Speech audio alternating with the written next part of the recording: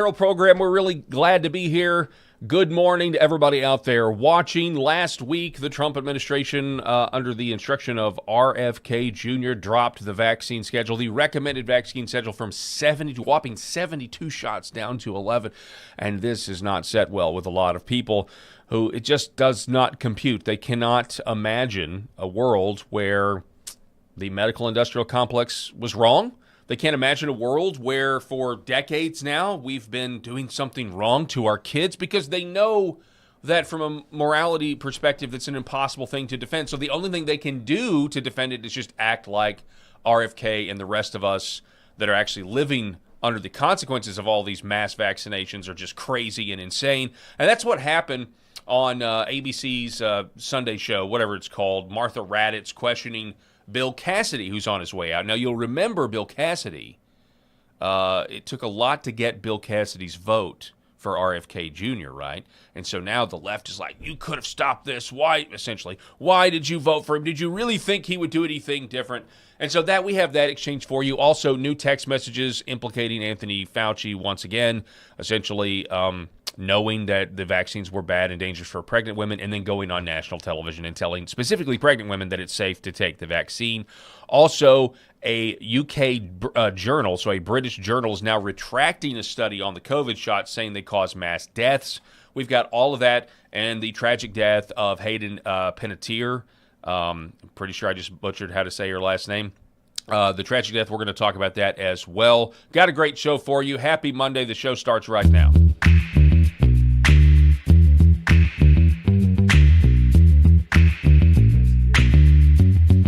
Paul Harrell program. All right, folks, as always, we are up and running here, broadcasting live from the great state of Arkansas. I've got my co-host, Rob Spencer, in seat number 2, Eric in seat number 3. Rob, how are you, sir? Man, I'm great this morning. Glad to be in studio for the full 2 hours, straight through on LFA. We're honored to be with you guys. Glad to see everybody here. So we're also, again, joined by our good friend Eric Haynes today in studio. Really glad to have you, Eric. Always great to be part of the conversation, my friends. All right. I know we've got a lot of topics today, Paul, so it's going to be interesting. We got to get to it. Obviously, tragic news about Panettiere. Yeah, Hayden Panettiere. Yeah. So anyway, very, very popular star, very young, of course, and so we'll talk about that and maybe what the implications of that could be. I mean, you know, she made some pretty serious allegations in an interview that came out. I know you're going to go over that. Yep. And and then tons of topics to get to today, all on the Paul Harrell program. We're glad to be with you. Absolutely. So first segment for today is, again, what we just covered about what's going on with, you know, what happened last week with the vaccine schedule going from 72 to 11. It's just kind of crazy when you say that out loud. That's 72 to 11, but 72, it's just such a giant number. So we're going to start at the top of the show with healthy skepticism.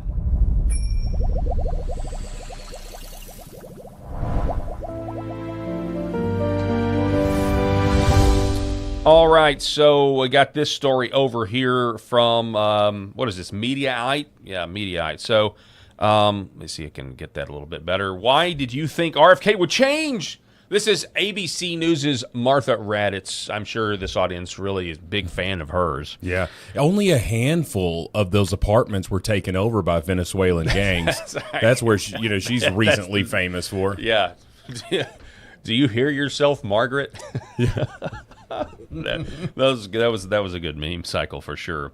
So here we go. ABC News Chief Global Affairs Correspondent. Man, titles are cheap, right? Well, and Martha I love it when Raddatz. they're the chief. They're not some lackey working behind the scenes here. They're the chief. I think that honestly, you could psychoanalyze that whole thing just right there, because all of this operates from this understanding that because you've been given a title, you've been put in a position of authority, that somehow you're smarter than everybody else. I think that kind of encompasses this entire issue that we're having with the white coats, the new clergy of our day, that essentially can never be wrong. And anytime there's a story out there that suggests that the doctors are wrong or the medical industrial complex are wrong, or dare I say it's a even more broader conspiracy to actively deceive and kill millions of people, everybody gets triggered by that. Well, not everybody, but, you know. So ABC News chief global affairs correspondent Martha Raddatz grilled Senator Bill Cassidy. Grilled him. On his support for U.S. Secretary of Health and Human Services Robert F. Kennedy Jr. Quote, you ultimately voted for Secretary Kennedy. Let's actually listen to this clip and check it out. Why did you think he would change? I'm curious about that. You voted for him. You knew what RFK had said for years about autism. What convinced you he would change? You know, there's a lot of parents who contacted me. I am a representative of people, so if I got 1,000 contacts over that period of time, 60 to 70% of them were from folks who believed in the need to address ultra-processed food. Also, from people within the biotech industry, or people who were investors who said we need a shakeup at the FDA, and they thought there would be a positive shakeup. There was a lot of folks who were, again, either concerned about ultra-processed food, and in credit, this administration has brought attention to ultra-processed food as no other administration has. Still haven't done anything about it, but they've brought attention to it, and as well as people who felt that this could be a very positive development in getting things done. But the point is that when you're making the decision process, you're taking in everything at once, and you just make the best decision that presents at the time. Okay, thanks, Senator. Yeah, it's it's the left's mentality, and frankly, honestly, I have to say it. Sometimes it's Trump's mentality. You do one thing wrong that they consider to be wrong, right? And they're just going to just try to destroy you. The left will absolutely harp on one little thing. It's, you know, the straw man argument here. But what you're seeing with Martha Raddatz and the other leftist lunatics out there is that they're seeing such a huge shakeup that they have no alternative other than just completely throw shade at it. Folks, something, I'm not saying it's vaccines, but something has caused a massive rise in autism in the last 40, 50 years, okay? Now, it's not just testing. It's not just recognition. It's not just diagnosis. That is a big, huge part of it. But there is folks, most of the people, you know, in the 1950s and 1960s that were maybe missing a chromosome or whatever the case may be, there was a definitive reason for it. I believe they called it mental retardation back then. That is not an acceptable term here today.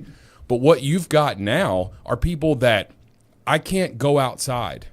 I can't stand for someone to touch me, and it will send them into a rage. I am nonverbal. They're obviously if they're nonverbal, they're not saying that, but you get what I'm trying to say. There are these levels of autism. What is causing it? And Robert F. Kennedy has been saying it for the longest time. When you look at the rise in the number of vaccines that we've had, this vaccine schedule, and how you're giving them this freaking massive cocktail of these vaccines, something is causing it. And he's not saying you can't take these vaccines. All he's saying is, let's not make these sort of mandatory and inject things that are irrelevant to a newborn baby, such as the Hep B vaccine. Yeah. And, you know, and it also comes down to this idea that it is clearly environmental, right? I mean, you may be skeptical. I mean, I'm convinced it is the vaccines, but the idea that we just weren't noticing it, all of that can be easily debunked with just common sense. And I think we need to understand that, you know, Cassidy here, when he talks about, you know, the food dyes, this administration hasn't done anything about the processed foods. Actually, they have. And they have to such a degree that you have companies like Nestle now are doing a lot of the heavy lifting for us. This headline, Nestle eliminates artificial dyes. This is from June 18th, so a little while ago. Nestle USA has now completely eliminated artificial dyes from its food and drink products. This is something that would not happen without the MAHA coalition. We also have this other story. Ironically enough, these are from ABC. M&M's Skittles Starburst debut versions without artificial dyes. So they have. I mean, so there are things that are happening here and taking place that are positive. Yeah, now, he was. Not I think some of that stuff needs to be just banned outright. I think there's more that can be done, obviously, but let's not forget. I mean, Bill Cassidy's on his way out. Bill Cassidy lost his primary. Bill Cassidy voted to impeach President Trump, as you rightly noted. A tool. Yeah. Well, and I just don't trust any man in his 60s that has hair that good. Okay. I just don't. And so I wonder why. You know, I wonder if there's a I think there's something to it. Go with that. Reason I think why. there's something to it. Just look at the smug look on his face. You know, I know that's just the right before he's about to talk, but look at that smug look. He looks like a defeated man who doesn't know it, and so he's trying to like walk with some confidence here. He looks like he just farted, Rob. Look at him. We're all thinking it, Eric. But anyway, like what the hell do I care what this tool's got to say? He's on his way out for a reason. What you bringing on these people, Martha? You think this is going to be a ground-changing moment because he's got an R after his name? Who the hell cares? Who cares what this loser says? John Cornyn down there in Texas, he gets on there and he's just railing against everybody, right? He hates Ken Paxton still. What do I care what you have to say? I care that Robert F. Kennedy Jr. has been on a crusade for 50 years, and he is finally in a position where he's able to do something about it, and somebody is doing something about it. Can you imagine? Yeah. Can you imagine? Perish the thought. Oh, yeah. And you know, you said you were kind of laughing during Bill Cassidy's clip, and he's like, "Well, I represent people," you know, and I took their stuff. It's a rare thing to Martha's hear them like, actually but admit that. Wait a minute, you're doing what your constituents want. Yeah, that's not. Yeah, I got a bunch of phone calls told me to vote for the guy, so I voted for him. It's like Vince Vaughn from mean, Wedding Crashers. People helping people. Yeah, people helping people. So. Well, I mean, again, these liberal lunatics are going to compete. Again, every time I hear a clip from Martha Raddatz, I keep going back to the ridiculousness of trying to defend not cracking down on immigration because only a handful of American apartment complexes were taken over by Venezuelan gangs. Like, why are you doing all of this stuff? Because, that's where their mentality is. It's, okay, let's just say you disagree with the vaccine schedule. Has Robert F. Kennedy done anything? Okay, why are we one of the most, with the wealthiest country in the world? Why do we have one of the higher cancer rates? Okay, what's the difference between here and these other countries, such as Japan and all of this stuff? It's what's in your food, people. It's gotta be. There has to be something, to your point, that's environmental. I'm glad somebody's doing it. Is he right? Yeah. Heck, I'm not a scientist. I'm not a doctor. I don't know. But I'm sure glad that somebody's doing something. Yeah, I mean, after that Venezuelan comment about the gangs taking over the apartment complexes, nobody would be shocked if Martha Raddatz was like, and we'll be right back. This segment was brought to you by Trinde Aragua. And don't nobody go anywhere. Yeah. And end it in Spanish. Yeah, but I mean, can't speak Spanish. The truth Wasn't that is, the interview with J.D. Vance? Yeah, it was. And it was. J.D. say, Martha, do you hear yourself? Yeah, Martha, do you hear yourself? Or frankly, I don't care. Yeah, he I got don't real care close to like, Yeah. well, frankly, Scarlett, I don't give a damn. Yeah. He was about to cuss right there on Shame network you television. ignorant Yeah. Yeah, he got real close there. But, the truth of the matter is, and I don't know this for a fact, but I'm sure on ABC this week, their Sunday show, they had a big pharma ad at some point in the lineup. Like, we'll be right back, and then the next is like, hey, Pfizer, hey, get your Sky Rizzy and whatever. Well, I don't... Control is everything to me. To your point from last week or a couple weeks ago, Sky Rizzy is for Crohn's disease, not herpes. Indeed. I apologize. Yeah, I had to be your accountability partner. I was misinformed. Sorry to everybody out there with Paul had Crohn's disease. herpes on the brain. Well, I just thought that I just think we're naming these things ridiculous. Oh yeah, they are getting ridiculous. And all of those commercials are exactly the same. I couldn't do this, and it's always shows somebody struggling and all of this, and they figure it out, and it's almost always like depression medicine. Yeah. But there's like Sky Rizzy could cause death and bleeding, and you could bleed out and die like Ebola. But consult your doctor before you. But as Big Pharma is creating more and more record profits, guys, I think we're just being too hard on Big Pharma. They don't have a reason or an incentive to increase the number of vaccines, the ones that they paid for, that they're getting reimbursed. They didn't have an incentive for that. They're just trying to help children. Guys, it's not about money. We talked about it on Friday's show with all of the child mutilation surgeries and everything. Yep.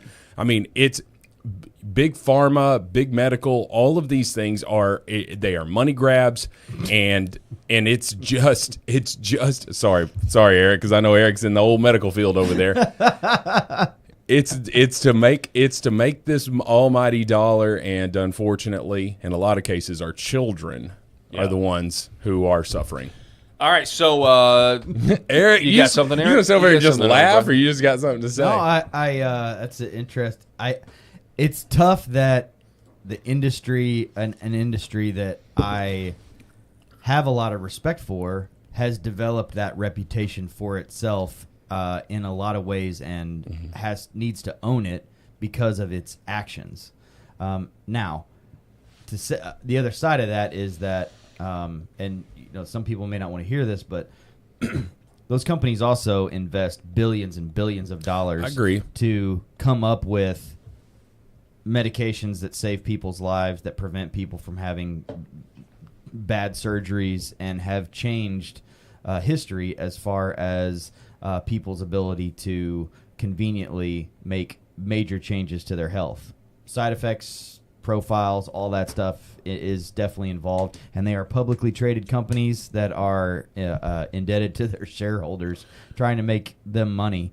But if we just paint them into the corner as being all bad, always, all the time, we do miss out on the balance of that. We wouldn't have the advances in medicine that so many people rely on, that keeps them alive with their families a lot longer than they do. And by the way, this is not me being some stooge for the pharma industry. I don't think you are at all. But it does dawn on me, though.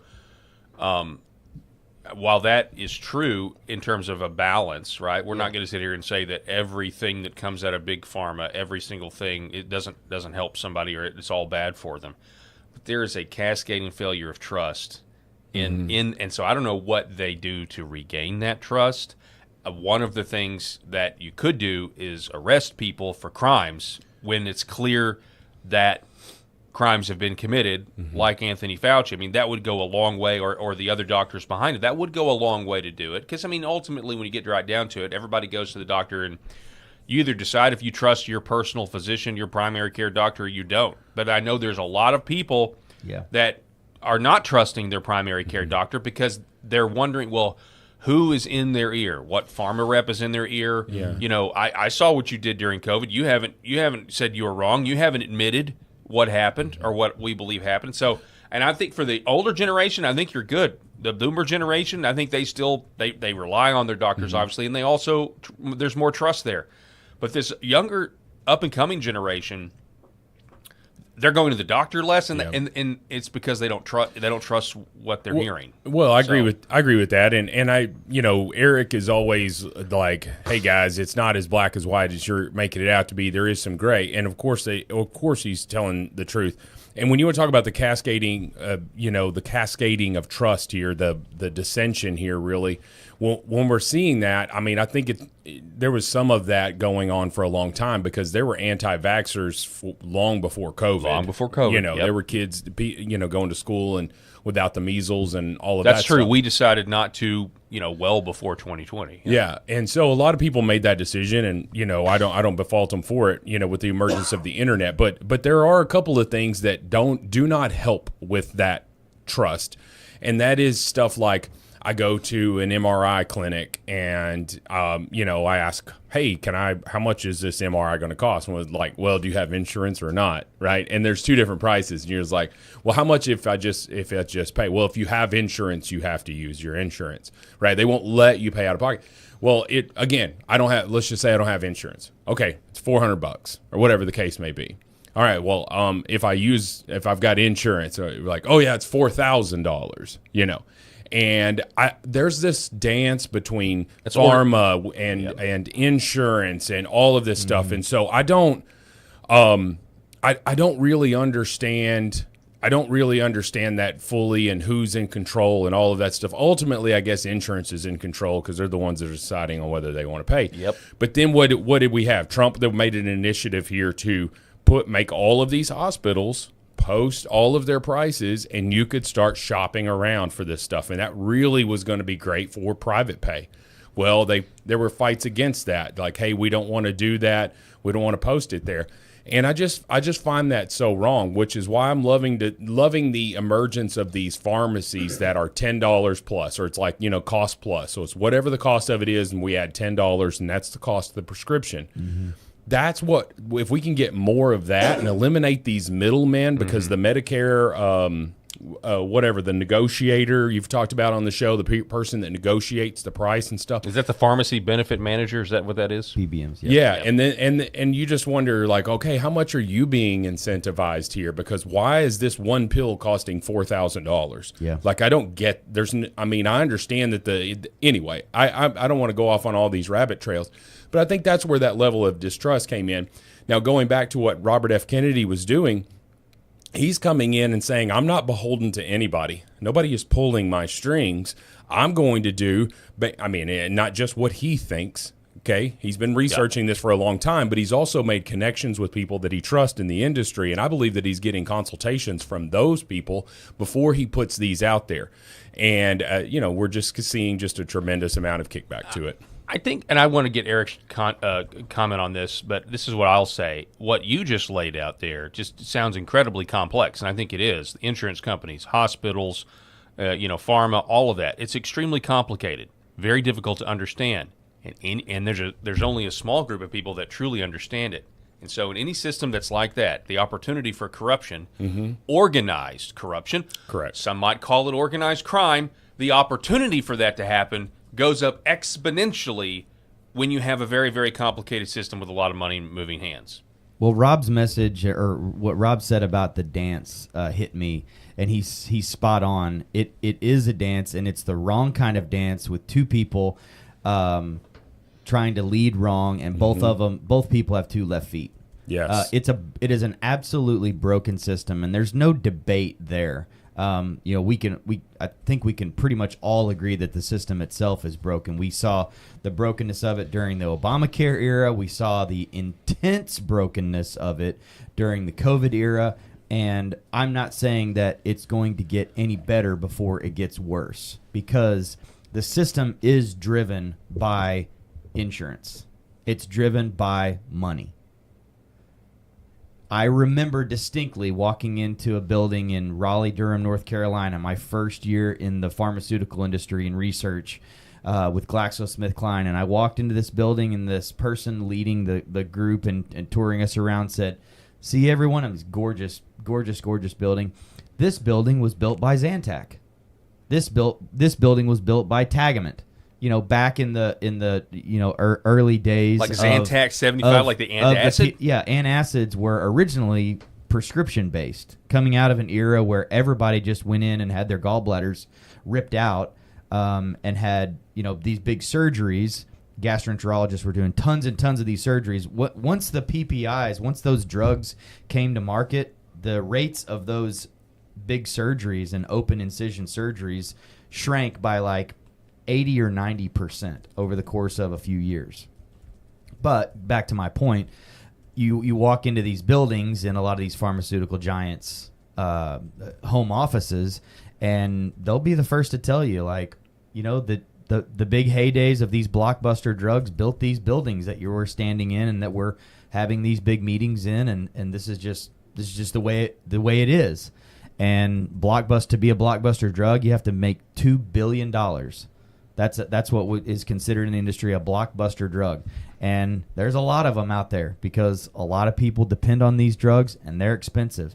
And insurance is the biggest part of that. And you've seen insurance exposed as being the biggest part of the problem because Trump has come in and said, hey, there's no reason patients should be paying this for this exact pill in the United States of America, and in Europe it costs 0.001% of that. That doesn't make any sense at all.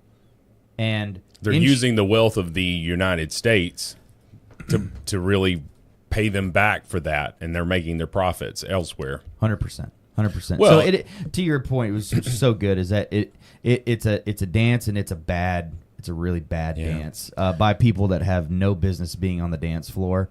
or they're on the dance floor with the wrong partners, and they're doing it wrong, Right. and they're obnoxious and making fools of themselves on the dance floor. They all look like Elaine Bennis. Basically, Oh yeah. It's basically the Seinfeld episode where the healthcare system is like, hey, you want to kick things off? All right, here we go. It's just terrible. Everybody knows It's it, but just- her. It's a really bad dance. Yeah, I think, and But we're at its core, I have to say, are some well-intentioned people and a lot of really good physicians and healthcare providers, nurses, pharmacists, to some degree, and anesthesia folks and people that are trying to do a good job of providing good health care, but the game is messed up. I think they've got to figure out a way where we have hospitals, not here locally, but we have hospitals in the United States that are charging $100 for a Tylenol. Yep. Because they can get this reimbursed, and that's just asinine. I got to get Dr. Keith on the show from the Oklahoma Surgery Center because we had an interview scheduled with him, and then I had a bunch of stuff that went down, and we had to cancel it. It's personal stuff that was going on, and we didn't have to get it recorded. We haven't been able to get it rescheduled. But if you want to know somebody that's been doing this for a decade now, like groundbreaking, go check out the Oklahoma Surgery Center because they list their prices on the internet, and they have for years now.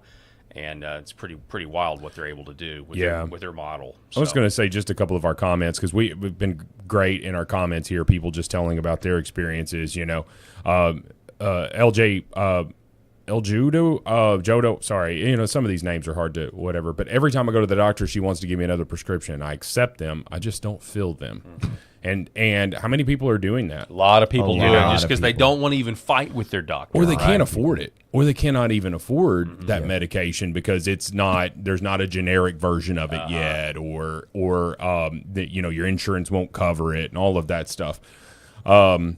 So this one's Kit Kat Mar. We had a great local surgeon who specialized in breast cancer and saved so many lives, never caved to the masses. The FBI investigated her during COVID-19.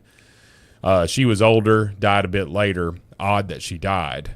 You start wondering too how much is the government behind the scenes pulling the strings on some of this stuff. But I believe that there are ultimately what I believe her point is, there's some great doctors out there that don't buy into this, that don't want to have 15 houses and a house in Malibu and all of that. But unfortunately the system gets this wholly bad rep, and some of it's earned. All right, next up, it's time for Pandemic Paper Trail.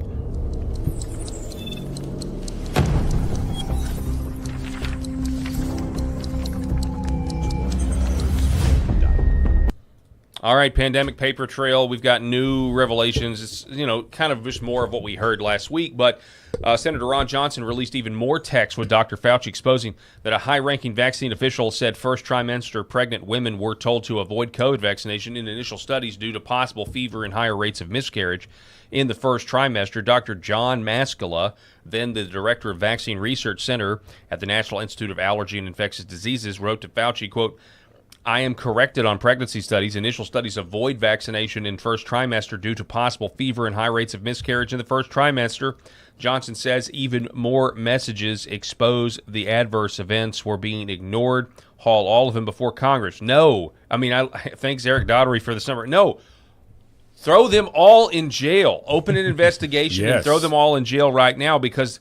we have Todd Blanche is telling us, okay, he's gotten the thing from Fauci, the criminal referral from the committee, and we're handling that case like as every American should expect, which is we're looking at it and we're going to do everything we can. If it needs an investigation and it should be investigated, we will absolutely do that. We can't obviously comment. I know you're not asking me to on ongoing investigations, but yes, we did get the referral from the Senate. All right, so they got the referral, but I'm sorry, that response to me, I was just in my mind, I'm like. That's what was going on in my head. Yeah, I don't know. We'll see. I'm trying to get. I haven't seen anything from Todd Blanche yet that makes me nervous or makes me feel like he's not going to do something like old, Barbie Pam. We'll see. I'm not. I don't know. Look. They should have never dropped the whole AutoPen investigation, selling pardons, and that sort of thing. because that's at the heart of this. And Sure. and ultimately, I don't think because of that, because they say we're not going to try to go invalidate the pardons by proving them to be fraudulent, I think the only way people like Fauci and others go to jail is if state attorneys general go after them. Sure.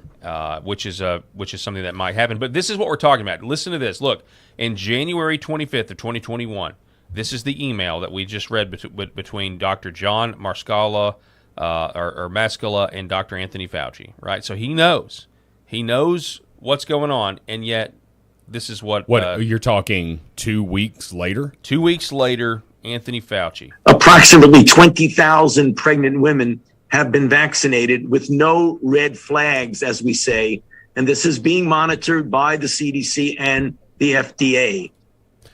How is that right there not criminal? Yep, murderer. How is that not criminal? Murderer. I point at him and I'm sorry. Murderer. Tell me we're wrong. Accessory to murder. I mean, it's just, but murder's got to be in there somewhere. Manslaughter, something. Premeditated manslaughter, is that a thing? I don't know. At the reckless. I feel like reckless. Something. But point is, to my previous point about cascading failure. Yeah. As long as that right there, as long as he and the people that he's protecting are allowed to walk free, good luck getting any of the trust back with with my generation and younger. I put us Gen X and younger, me being a millennial. Good luck with that. Because unless you see accountability, and honestly, to your point, Aaron, I'm not going to sit here and say there's not. I think that actually can hurt people's health in the long run by being that, for lack of a better term, allergic to the medical industrial complex.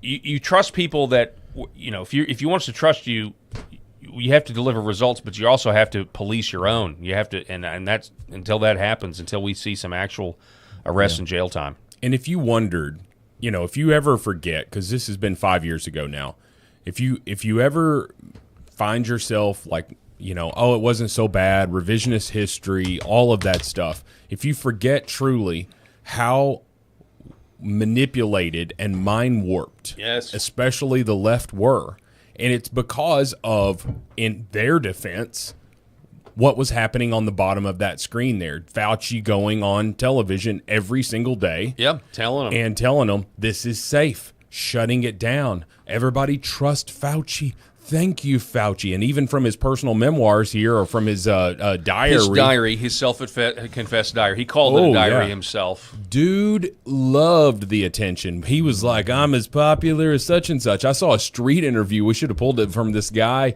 who was going around, and he goes, all right, was this quote from Donald Trump or from Anthony Fauci? And he was basically just reading out of Fauci's diary. And, of course, all the leftists were like, oh, that was Trump. That was Trump. Actually, that was Anthony Fauci on such and such date or whatever. It was epic. Yeah. I don't know why I didn't send it to you. But regardless. It's kind of funny, actually, when you think about it. So he loved the fame. And if he goes out here and says that what he was saying in those emails, what would that have done? It would have, number one, given people pause to think. People would have stopped on the left and right, would have stopped taking the vaccine. They would have stopped and thought about it and said, okay, wait a minute. Why is it killing pregnant? Why is it causing pregnant hospital nurses would have been able to say, I don't have to take the vaccine now because Anthony Fauci says it's not safe. But you were not allowed to talk out. We've spoken about this on the show, and that was one of the biggest and most frustrating things is that you weren't allowed to speak out. Your entire platform would be shut down. You were ostracized. Heck, even in our own communities, there were conversations happening on Facebook between friends, long-term friends, and there were people, it was like a civil war. People were on both sides of it. And if you were skeptic whatsoever, you were seen as the outcast. You were seen as the crazy person. How dare you? What do you mean? You don't trust the science. Okay? That's what was happening. And Dr. Fauci is 100% to blame for that because he was the most trusted man here in the United States during the pandemic. Everybody loved him. He was getting to speak every day, even with Trump. And this lying piece of trash 2 weeks prior to going on television saying these things are so safe and there's no red flags was having email discussions about the red flags. Yeah. Criminal. Yeah, it is. I mean, it's like it's kind of the worst. It's like the worst thing you could do, actually. This headline, though, from Zero Hedge, I saw this right before we came on the air. British Medical Journal retracts paper linking COVID shots to millions of excess deaths. A peer-reviewed study documenting millions of excess deaths across the West after the rollout of COVID measures and shots has been yanked by the British Medical Journal, not for bad data, this says, but for the crime of asking inconvenient questions. The BMJ Public Health Journal has formally retracted a 2024 paper that tracked more than 3 million excess deaths in 47 Western countries between 2020 and 2022. The study, which used official Our World in Data figures, noted the excess mortality remains stubbornly high even after containment measures and mass vaccination. Its authors called for proper investigation into the causes. The retraction notice cited, quote, misinformation in the discussion regarding the possible causes of excess mortality and claimed the limited original work by the authors was not sufficiently described. An institutional probe by the Princess Maxima Center, where 3 of the 4 authors worked, found no fabrication, falsification, or malicious intent. It still complained the paper gave, quote, disproportionate attention, end quote, to the possibility that containment measures and vaccination might have contributed. This really goes really well with our first segment between Raditz and Cassidy, just in terms of you're trying to break into that bubble. Yeah. And these people are human beings, many of them not Christians, and that means that they never want to admit that they're wrong. Never want to admit that they've missed the mark. Never want to admit that and in many of these people's cases, they have their own personal conscience they're looking out for, because if they do admit they're wrong, how many people, by their own recommendation or prescription, have they harmed?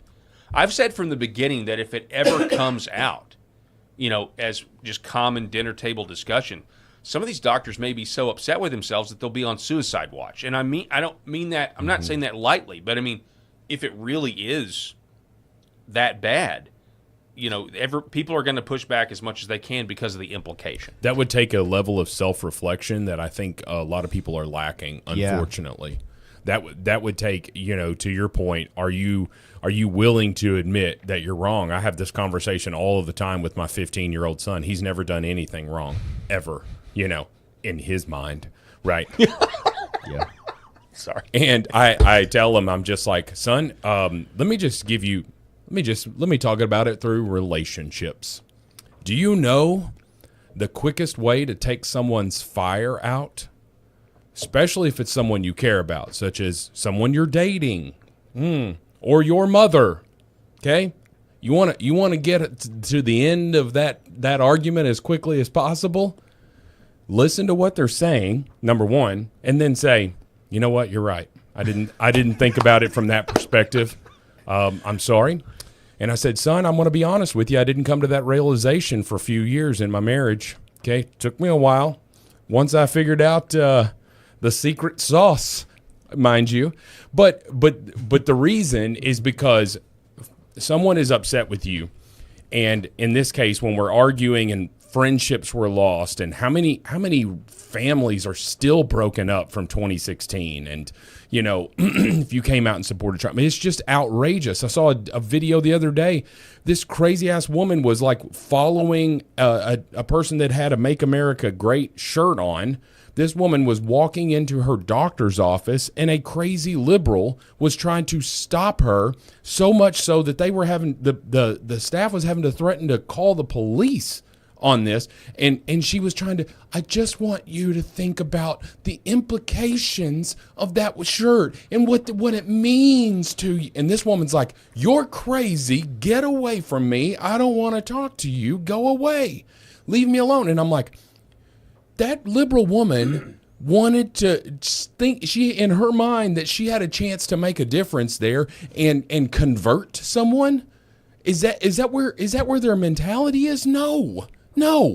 that we have a difference of opinion. With COVID, we had a difference of opinion because you weren't allowed to do research at that point. Again, going back to what I was saying, it was shut down.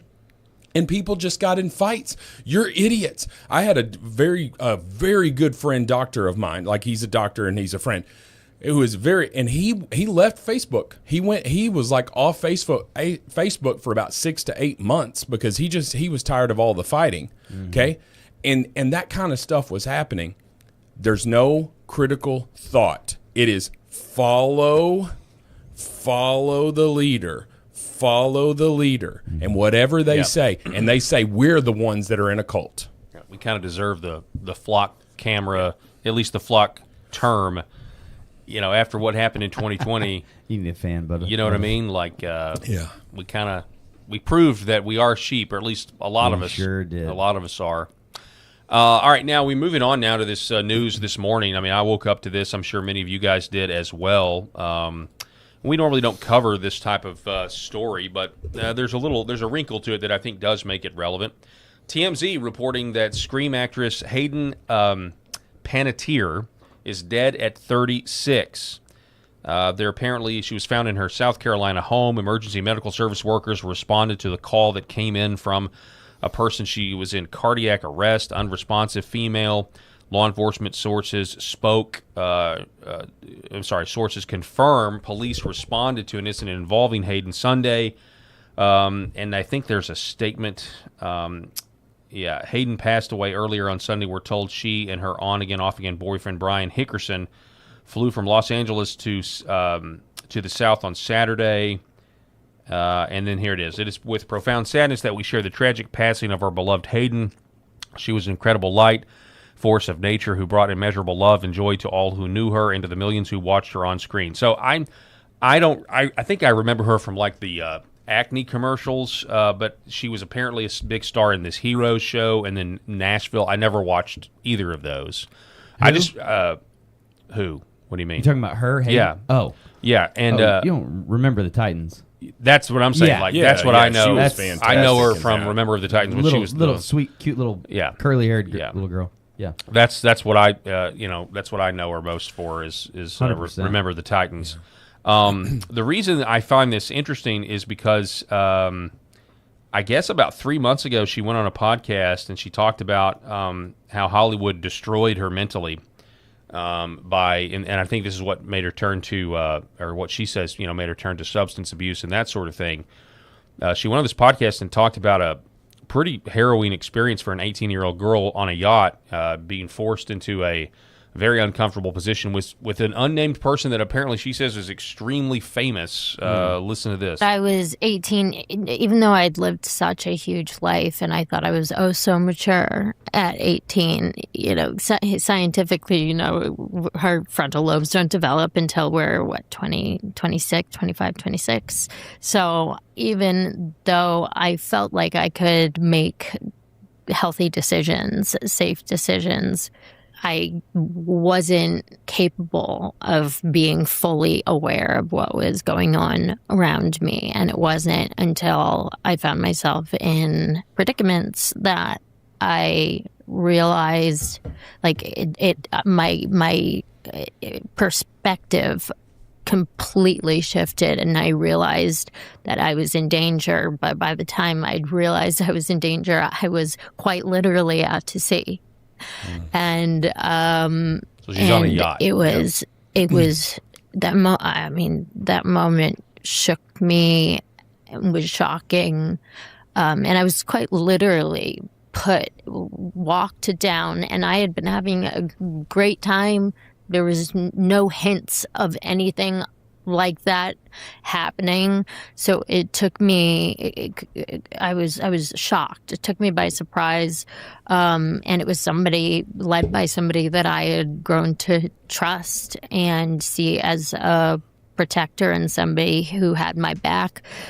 And to be walked down the stairs, and it was as like a surprise, presented as though it was like a surprise, and it was this very small room, and she physically put me in the bed next to this undressed man who was very famous and had his hands like this, like this was just, an average day for him. This is something that happens all the time. And I waited for her to leave, and I mean that lion in me, that fire in me, that my hair stood on end, and I became ferocious. I was like, this is not happening. But I had nowhere to hide, and I bolted, and I hid wherever I could think of to hide on a boat. There was no jumping off and swimming away, and there was nobody who was going to, I realized that there was nobody who was going to be empathetic to my situation, that this was nothing new to them. I mean, So that is, typical of what we're now hearing out of Hollywood. She has a trusted friend who's a woman that I'm going to go ahead and call her handler, that put her in this situation. She doesn't name who the very famous man is that was ready for her in the bed, but clearly I think this is, she says, look, looks like something that seemed routine to him, right, and probably routine to the handler that she trusted. And then she has to hide on a boat until they get back to port because she's afraid for her life. And so a couple of things crossed my mind. Obviously, the conspiracy aspect of all of this are already saying, hey, look, we think her death is somehow related to this confession, of this speaking out of the truth, basically the human trafficking, sex trafficking nature of Hollywood, and how sex is a commodity and that sort of thing. Obviously, we don't have any evidence of that. Well, I mean, would this have been in the Harvey Weinstein? I mean, a lot of people in our chats were, because she's 36, and this happened when she was 18, so it was 18 years ago. I don't know how. Yeah, I don't know how long ago he was still prowling. So the zenith. Yeah, I think it's safe to say that back then it was the zenith of Harvey Weinstein's casting couch career. So it could have been him, but it's also like Corey Feldman has been, as much as people like to make fun of his music and stuff, he's been coming out for years and talking about how he was molested as a boy in the industry. Multiple people molested him. And so that sort of, so it wasn't all Weinstein. It wasn't all Bill Cosby, right? It was there's one of those Corey guys, because one of them's alive and the other one's dead, right? Yeah, drug overdose. One of those Corey guys, I'm pretty sure, claimed that there was some really bad stuff that happened between him and Charlie Sheen, like in between the trailers or something, like between takes or something. Yeah, I don't know. I would say this, that Corey Feldman came out and without naming a whole lot of names and said, he's like, it's people that you all know, like it's. There's some behind-the-scenes people, but there's a lot of celebrities, and they just take advantage of kids. And it was men molesting boys in the industry. It's just completely disgusting stuff. And so I know that's when you don't have morals, when you're in a godless industry, when you don't have any sort of guiding light in your principles, it's going to be really, really easy to get naked in front of this 18-year-old girl, and where she feels compelled to oblige because you're a powerful person. Yeah. I mean, how many girls said yes and just jumped into that bed? How many? And hooray for her for fighting against that. But she talks about how that created a lot of demons throughout her life, and she's struggled with addiction. I think it'll probably come out, unless there's sources of foul play here. I think it'll probably come out that she maybe had some sort of drug overdose, or whether it was intentional or not. Yeah, I think that's just me. I have no base. Other than just as she's talked about. We don't. Yeah, right. She's just talked about mental health issues in the past as well as drug issues. I'll say this though: if you're the guy, because we don't know who the guy was, that was in the bed. But whoever that famous guy is, you're waking up this morning, and let's say you had nothing to do with her death, right? You're waking up this morning and being like, man, everybody's going to think that I had something to do or there's a lot of people that's going to be like, sure, I had something to do with this. So that's, and who knows? Who knows? Here's a lady that speaks out. I mean, you can't help in this day and age. It's not like this is the only time that's happened. Yeah. You had Virginia Guthrie, who committed suicide, and she had all the goods on Epstein and Prince Andrew and all of that stuff, right? And she wound up dead. Yeah. And, you know, she wound up dead after saying several times, hey, I'm not suicidal. I'm happy I survived the human trafficking and everything else. And so this will get put in that pattern of abuse victims, specifically sex abuse victims that get, that come to the microphone, they speak out, and then they disappear, they die, and whatever. I mean, this is going to get lumped into that category. And someone brought up in our comments, and I did confirm it, that she has a 12-year-old daughter. I knew she had a child. I didn't know if she had multiple children. Yeah, she has a 12-year-old daughter. It's tragic. That's already a tough. I mean, I've got a 12-year-old daughter, and it's a weird age, and so you're going through so many emotions as a 12-year-old girl, and then oh, by the way, you've now lost your mother. I can't imagine. Yeah, me neither. Awful, tragic stuff, guys. Mental health, that's something that continues and needs to be addressed in this country. I think that we're doing a lot, but at a certain point, if it's not about just giving them a pill, I would say as a Christian that there's great peace that comes from your faith and depending on the Lord and Savior Jesus Christ. But if you're not a religious person, where do you turn to? And all of a sudden, I grew up with a mother who locked herself in a dark room. She really struggled with depression. She's good now. She's, medication is really good. But, now, she didn't pull herself out of it. I'll give Big Pharma a little bit of credit for that with her medication. But at the same time, she did the things that are conducive to increasing it by blacking out her windows. She put the aluminum foil over her bedroom windows so that it would stay dark, and she just laid in bed all day, every day. And my dad finally got tired of it, and he divorced her, and her life changed. But I'm not trying to say that. I'm just trying to say that mental health is something that has to continue to be at the forefront of all of this. And I mean, I would say that there's a whole entire political party that could use some intervention here. Yes, you are 100% right about that. This is just sad, man. That sweet little 10-year-old girl from Remember the Titans, one of my favorite family movies. We watch it every year. My son plays football, and it's kind of one of those preseason motivating things that we always do together as a family. But you just look at her. She was 10 years old when they filmed that movie.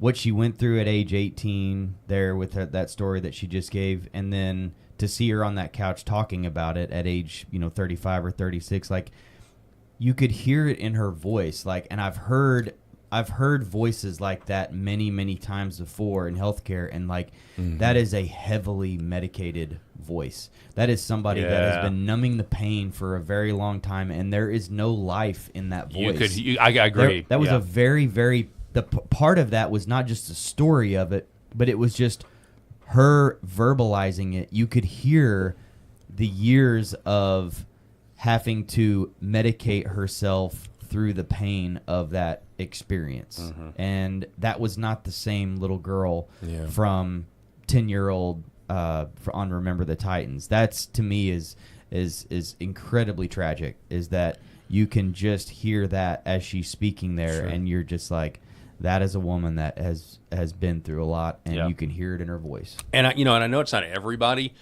but this is one of the reasons why, like, I tell my little girl, like, hey, you may like this person in this TV show or whatever, but you do not want to go to that industry. You do not ever want to esteem yourself like, oh, I want to be famous like that person. No, because of what all comes. You have no idea. I mean, the horror stories about the shows, the actors, what happened to the actors that we watched growing up on Nickelodeon.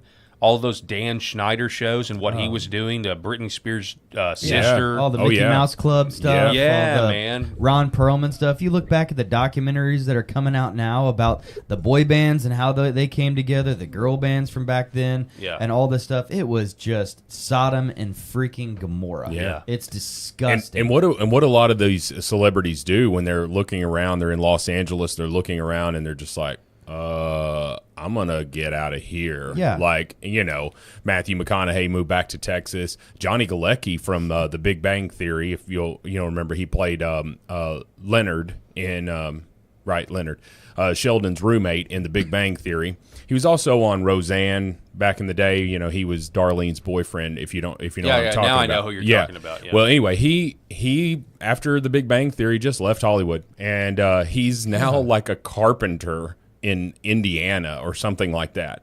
And he'll make some appearances very rarely and stuff, but he's over it, man. He made millions and millions of dollars.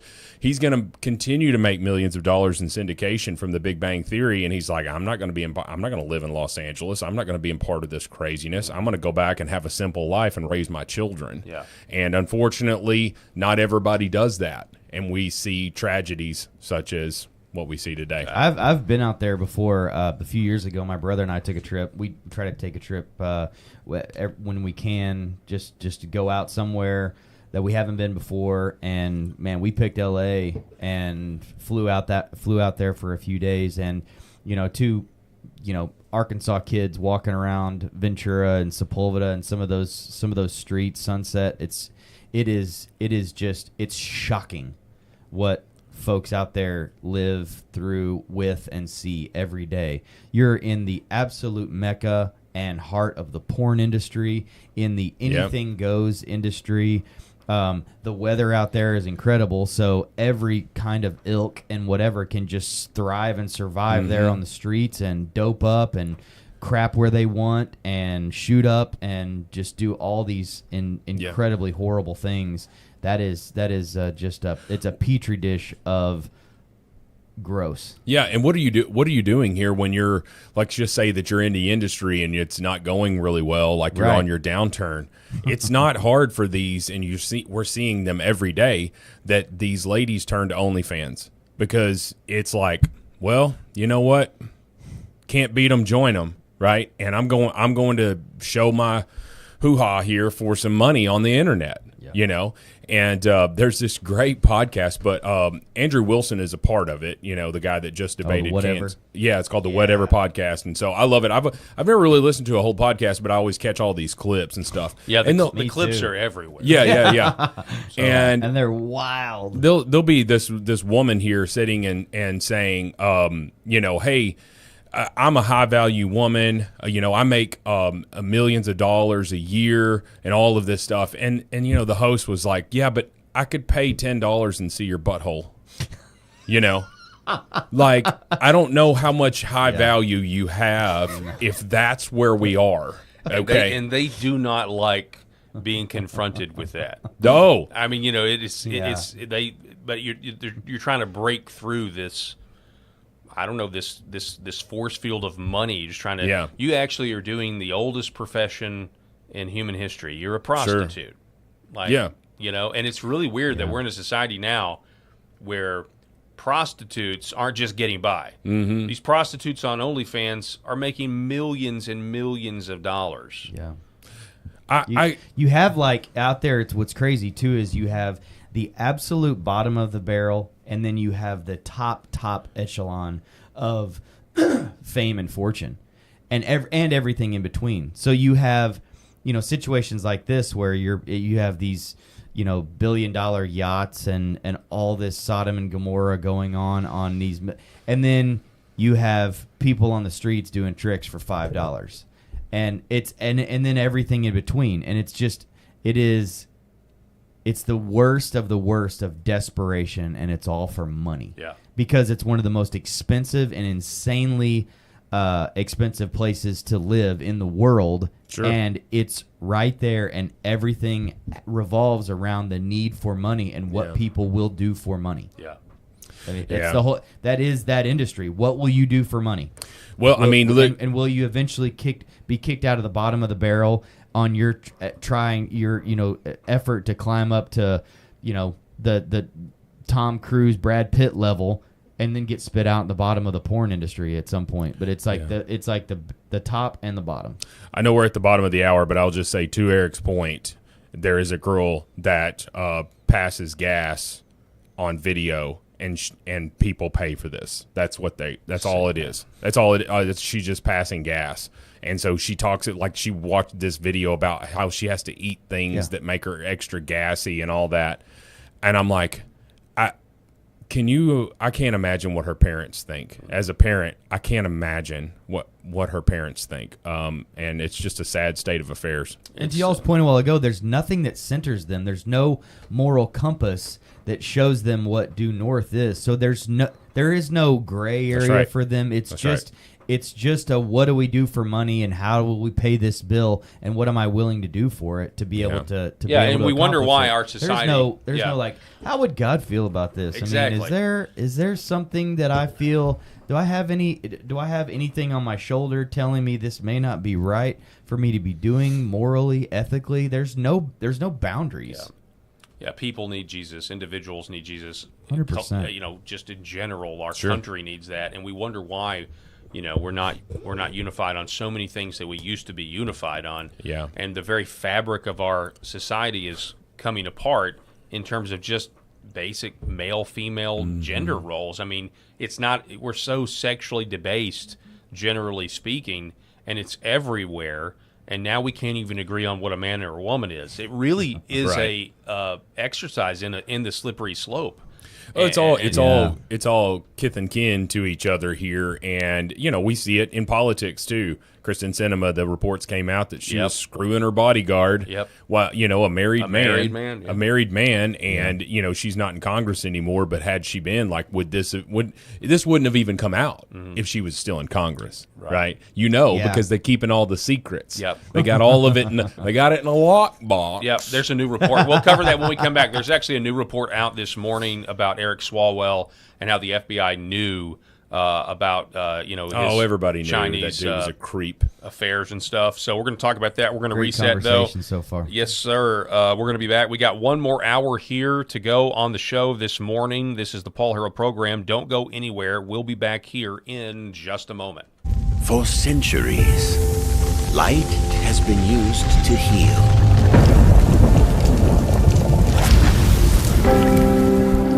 Awaken the body with Red 5.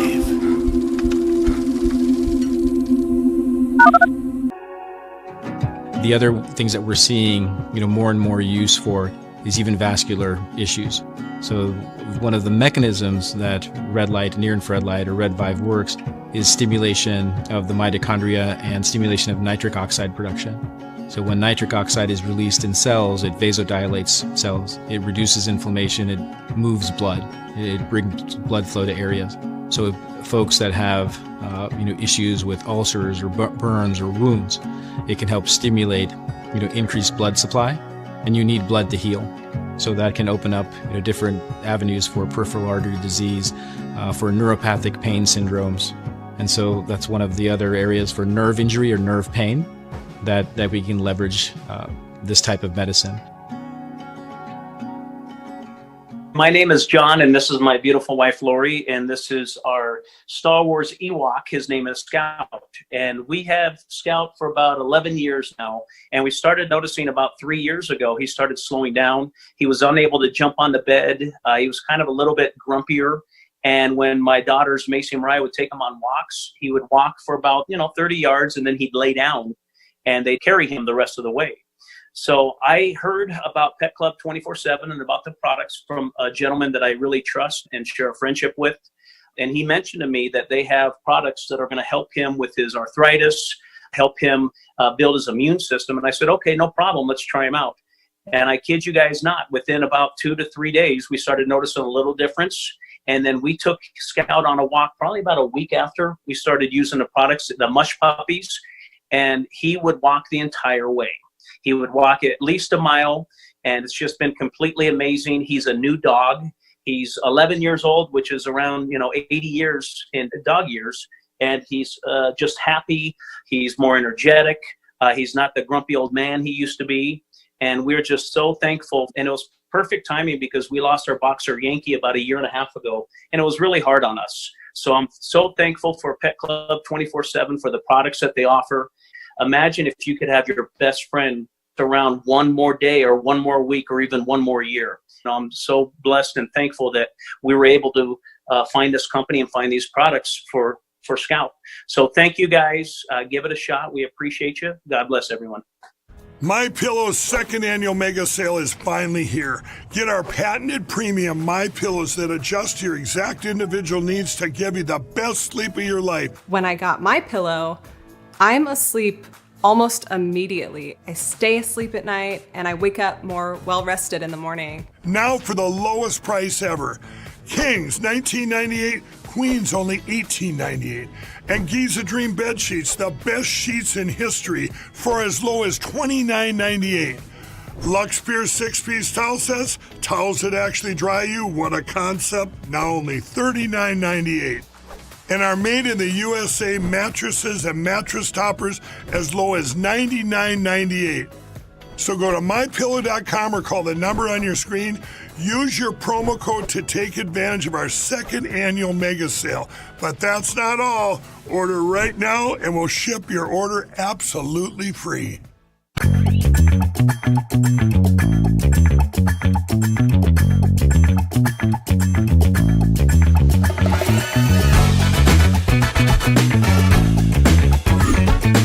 The Paul Harrell Program. All right, folks, welcome back to the show. Thanks so much for being with us. As always, we're broadcasting here live from the state of Arkansas, here on Live from America TV. Also, Paul Harrell Program YouTube channel. Really do appreciate it. You guys know we can't do the program without you watching every single day. And I'm here back with Rob Spencer and Eric Haynes. Hey, we're glad to be still on LFA. Normally, this second hour airs in the second, like in the afternoon. So, if you are tuning in, saying, hey, where's Sean? You may be really late to the game there that Sean has. May not have been watching for a couple of weeks. Yeah. So he's moved on to the, with Bongino, kind of, I guess, what you would call moving on up. And so we're for now, and as far as we know, hopefully for good, we're staying in this time slot for the next 2 hours. So give us a chance. If you've never seen us before, we talk about everything, and there's a lot of banter back and forth because there's usually multiple people in the studio. Yeah, absolutely. And yeah, so we're here for the next hour, and then we'll be handing it off to Jeremy Harrell and his show Live from America. So real quick, we're going to start this hour off right with a new segment. Well, it's not new. It's just a different – anyway, it's time for Fourth Amendment Funeral.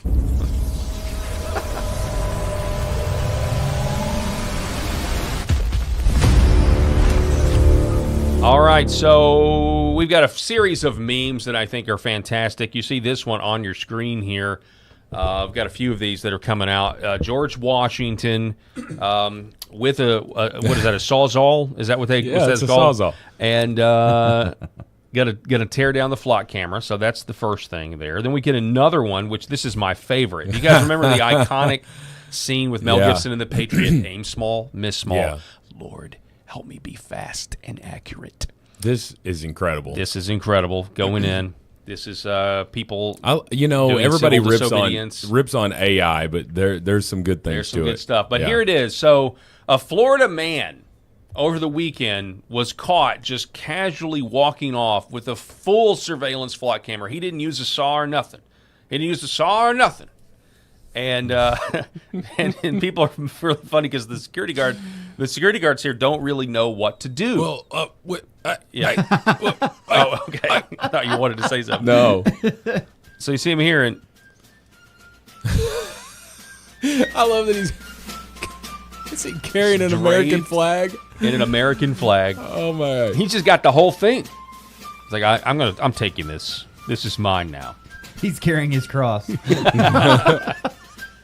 Sorry, that was sacrilegious. I didn't mean that like that. You could tell it the security. It just looks like that well, guy. That yeah, the intrusive thoughts. I get it. They won out. They won out there, but it's fine.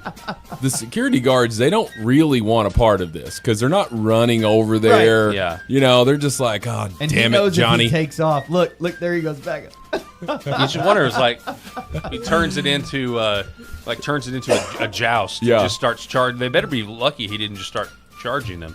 Listen, security. Awesome. What do we do, John? I don't know. This was not in our training that we took because we didn't expect someone to just steal the camera. Look at this guy. This is great. I think you're going to see more of this. As a matter of fact, I don't know if this is true or not. I love it. But I did see some post that said that there is a movement now to make Halloween, October 31st this year, National Destroy Flock Cameras Day. Because everybody, no. I'm not saying that I endorse this. I'm not saying for people to go out and do it. Alrighty. I'm saying there may be a planned, coordinated protest in the form of destroying flock cameras on Halloween because people are saying, well, look, everybody's out there already. There's people wearing masks, trick or treating, and so there's opportunity there for some people that are willing to take matters in their own hands. Is what I am hearing people say. That may, in fact... No. What I'm hearing you say, Paul, what are you hearing me say? What are you hearing me say? Tonight, we ride. That's what I heard you say. Well, I for legal purposes, did not say that. So this guy's name is, I haven't even... Oh, that's weird. I just got a text from Paul that says, hey, get your ice hockey mask. So you can be Jason, I'll be Freddy. Yeah. And we'll go get some flocks. Yeah, and that chainsaw, we're going to put that chainsaw to good use. That chainsaw, man. We need one of those blades that can cut some metal, but we're going to put it to good use. A wild story tonight where it appears nearly 20,000 people... Listen to that guy's pipes. A wild story tonight. A wild story tonight where it appears nearly 20,000 people have vouched for the whereabouts of a man accused of destroying flock cameras in West Virginia. Thousands of people have publicly said they were with or saw 20-year-old Wesley Jackson during the time he was accused of the crime, with comments such as, couldn't be him. He was helping me replace the roof on a homeless shelter. And I saw him serving at a soup kitchen at the time of the incident. He has pleaded not guilty to... This is thing, man. These are great. This is thing. Now, so that was on August 5th. This one is... this is August 16th. So all these people giving him an alibi. It's not the same guy. This is a different guy. There's so many people out there now that are doing this. And again, this is an encouraging white pill moment because I think that the whole AI data center flock camera thing is something that crosses the the political dividing lines that we're supposed to stay. We're supposed to stay in our lanes, and I think to some extent the elites want us to stay in our lanes. But populist agendas, populist ideas like this, I think still people on the left and the right, generally speaking, not all, they believe they believe they have the right to be left alone. Yeah. And that is a very American concept. Privacy is a very American middle-class concept. And it stands out versus the rest of the world, especially among first world nations at this point.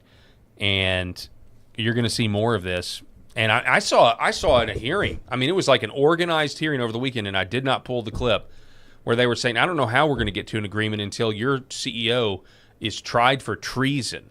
or is hung for treason. It's what this one, and it was like in a committee room. I don't even know what the context was exactly, but it was some sort of formal hearing about the situation. So people are mad about this. Yeah, they are, and I'll just say here locally, I've got a good friend who is a police officer, or he was a police officer. He's an instructor now, and I'll tell you this: he's a conservative, but He just asked this question because there was comments about the flock cameras, right, on our local news station here. And he said, how is this any different than the First Amendment auditors that are filming police? Okay. And I typed out a response, but I didn't click send.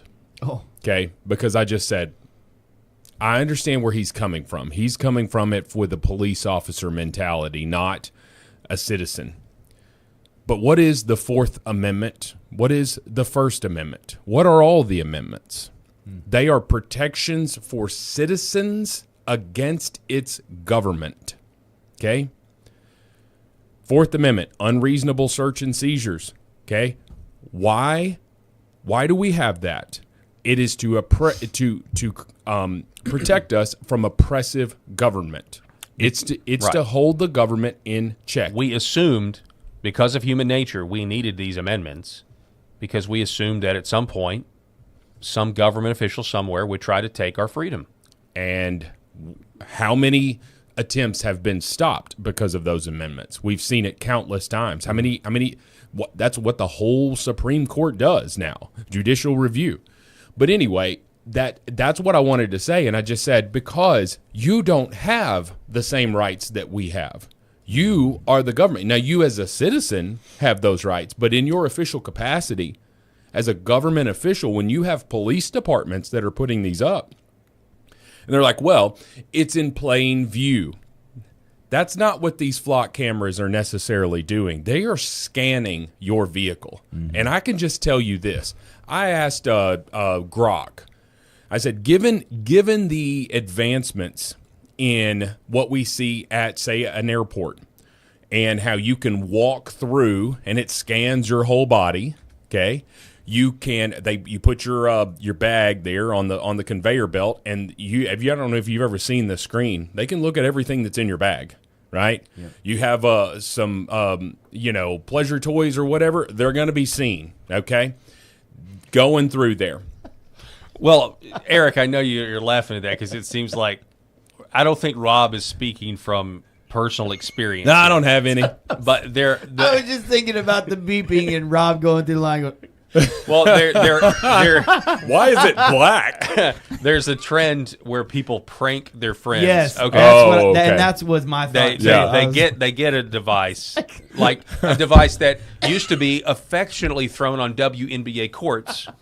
That was remember getting out last of year hand, those green sex toys that were being chunked on the courts to make fun Paul of them? calls them devices. Rob calls them pleasure palaces or whatever. Pleasure toys. You said something about you did. I don't even remember, guys. You said what something I said. about pleasure. It was about pleasure. Yeah, that was what set me off. I didn't bring up your deodorant or something like that. What's I brought in your suitcase, bro? What I was trying to think of is something that's nothing. No, sorry, sir. Yeah. Please believe me. Please believe me. It's not I've been mine. set up. I've been set up. Full Austin Powers. It's double-ended. It's double-ended. It's not my bag, baby. So, but I was trying to think of something embarrassing that you wouldn't want scanned, right? Right. Well, and so I asked Grok, is it possible? Is it too far of a leap to think that with the advancements in the AI and the advancements in all of this stuff that they could make these flock cameras, or are they already capable of this, of scanning the inside of your vehicle? Now, if you're looking for a kidnapper and they've got a body in the back of the truck or they've got a live person in the back of their trunk, then hey, that's a great thing. But how rare is that compared to, I'm scanning that person's vehicle and I'm going to see if they've got a cooler full of beer back there. Okay, they're going to have this invasive right. Yeah, well, with 6G, President Trump said it the other day. Now we're going to 6G, and he said that 6G will have the ability to scan your biometrics like a tricorder from Star Trek is the only thing I can think of, where they'll literally be. And so you put one of those on a flock camera, then they'll theoretically, the technology could exist in our lifetime, be driving down the road, get scanned, and the government knows what your blood pressure is. Oh, sure. Do you think the pushback to this technology is a losing battle, though? Because to Rob's point just a minute ago about how well, sir or ma'am, if that was your 12-year-old son or daughter that was abducted at that gas station, wouldn't you like to see that, be able to see that vehicle, that's what they'll do. That's what be they're able gonna to do. track it all the way to where we're able to take down that kidnapper and get your child back? Like, are we fighting a losing battle here? Because that will always be the argument that they'll fall back on. What do you guys think? But I would put it in the same window as the extreme cases of where they're talking about rape or incest when they're trying to defend abortion, right? 98.3% of abortions are not that. You're saying that it's a similar tactic to get. You're using you're using this. Listen, I would love it. I would, for that moment, I would absolutely love it if someone were able to snatch my kids.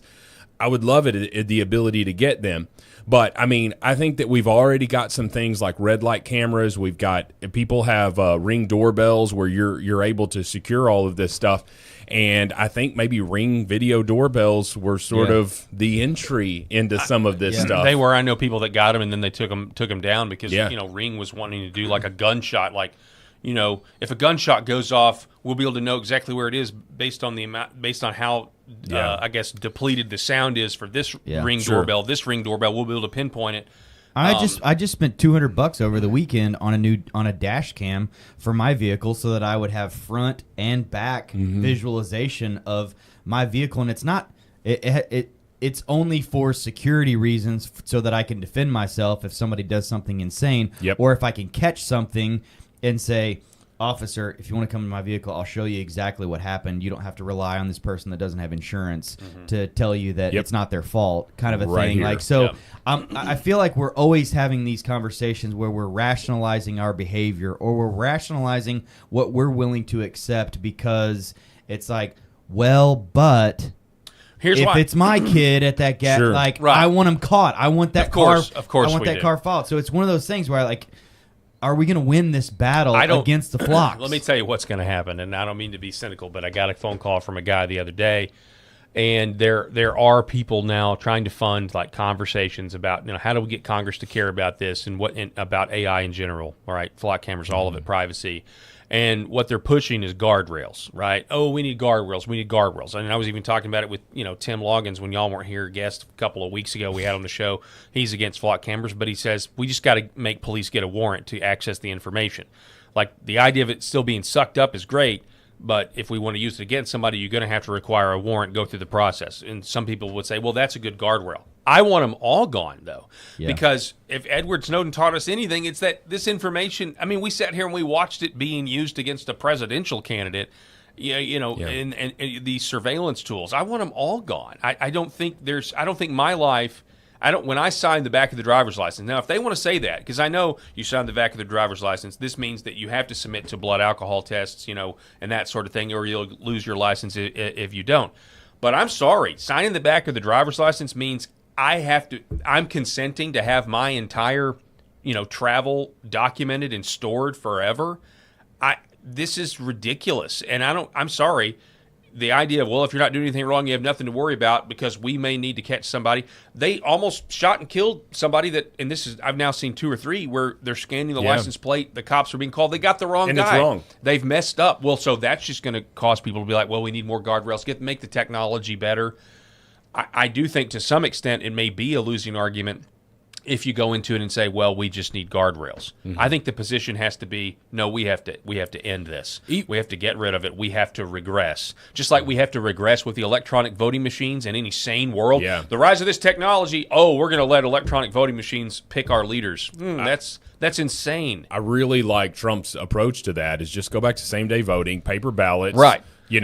And let's make sure that these elections are secure because we know that they're not. Yeah. And even the Democrats know that they're not, but they can't come out and say it. Yep. They know that the vaccine was ineffective, but they can't come out and say it. Right. They can't say that stuff. I mean, I was thinking the other day though that and there's somebody that even said this that they want to put AI cameras on vehicles. I don't know if they were Uber vehicles or Waymo or something. And this guy in the city planning committee is saying through AI we'll be able to know if somebody has done the right permit. So if they have a dumpster outside their house, we can assume that they are doing a construction project and we can immediately be like, have they gotten the permit yet? That's exactly what he was saying, yeah. And I'm just telling you, that's insane. I was thinking the other day, with this technology, eventually, if they want to, they'll be able to ticket anybody that goes over the speed limit. Okay? Sure. So, I mean, I was in a 35 the other day, and I was like, I'm doing 45. And I thought, well, whatever. A lot of people go 45 in a 35. Technically, if there was a police officer there, he could give me a ticket. With cameras everywhere, they can automatically give me a ticket. And you know what will happen then? If that ever happens, you know what will happen there? what's the point of driving yourself at that point? What is the point of driving yourself? Yeah. Well, you drive yourself because sometimes I want to go 82 in a 75 because I'd like to get from here to Little Rock in, an hour, an hour 45. Only 82? Or whatever. You know what I'm saying? But you put cameras everywhere, guess what? It'll be a great way to, well, it's not worth the trouble. I'm going to get ticketed if I go even a mile or two over. I might as well get the self-driving car or go ahead and subscribe to the Waymo service, and they'll just take me wherever I go because they're going to go the speed limit. And if I go over, I get a ticket. It's a way to force us into, I'm going to be extreme here, but a system of slavery. That's what we're building. We are building the technology to enslave ourselves and eliminate our choices. Yeah, and we already see some of their placements. We talked about it last week on the show where they were putting flock cameras in front of gun ranges. Yep. Right? They want to know who has the guns. But even before AI, when Biden was in office, or very early in his term, what were they doing? They were searching people's purchase histories with their Visa card or American Express or whatever it is. Have they bought a Bible? Have they bought ammunition? Have they done, because that person is likely to be an extreme right-winger, okay? We need to have them on some kind of radar. And so you would say, well, that's awful. That's not the police state that we want to live in. But what about when we're in power here? Do you think that our government leaders, even with a Republican after their name, are above spying on its citizens for information?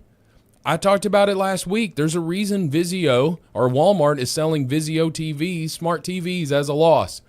There's a reason. You have to get their service. I noticed this. My 12-year-old daughter does not have a phone, but if she is sitting next to me in the truck, sometimes I will let her scroll on my phone on YouTube as long as I can see what's on the screen. And she just wants to watch the little shorts, YouTube shorts. What I noticed is she's on this thing for about, 2 minutes.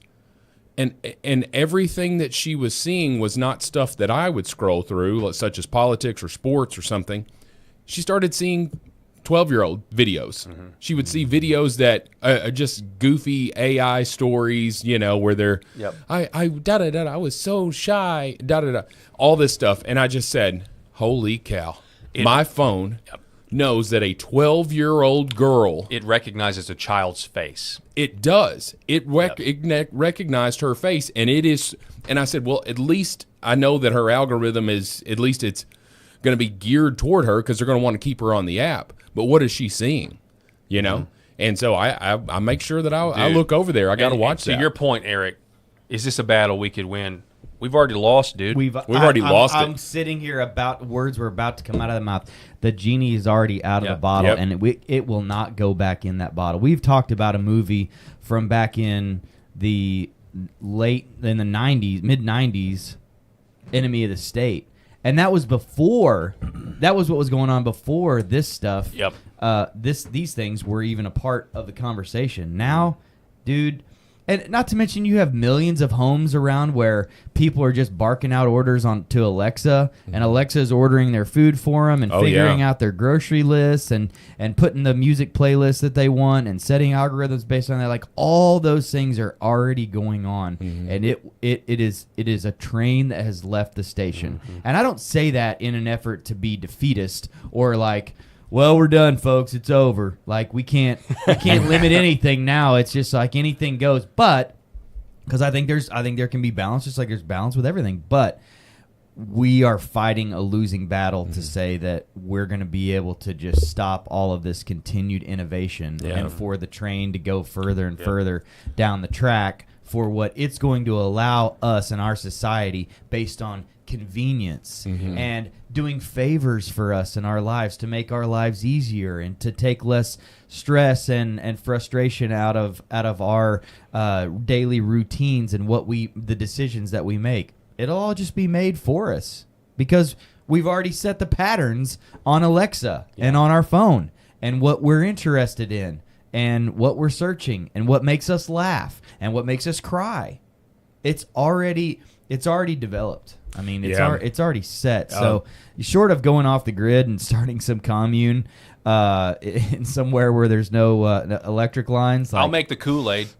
I'll be the Kool-Aid man. No, you'll be the pit master. I'm the pit master. We'll shoot our own animals. And he's been recruiting for this cult this whole show. Yeah. He's talking about us meeting up and getting rid of the cameras. I'm pretty sure there's an M. Night Shyamalan movie about Paul's perfect world already. No, seriously, I need to have a conversation with you guys after the show's over. Okay. Here we go. I've got something on my heart. On your heart. I believe it. That I need to share with you guys. We're about to have a blood oath handshake. Paul, Eric, and Rob. There you go. Well, Carl Ben Jay in our comments said a few years back, New York State government requested and got a list of vets who had PTSD. Oh my goodness. I'm like, are you kidding me? Like now our medical records are there. You know. Yeah.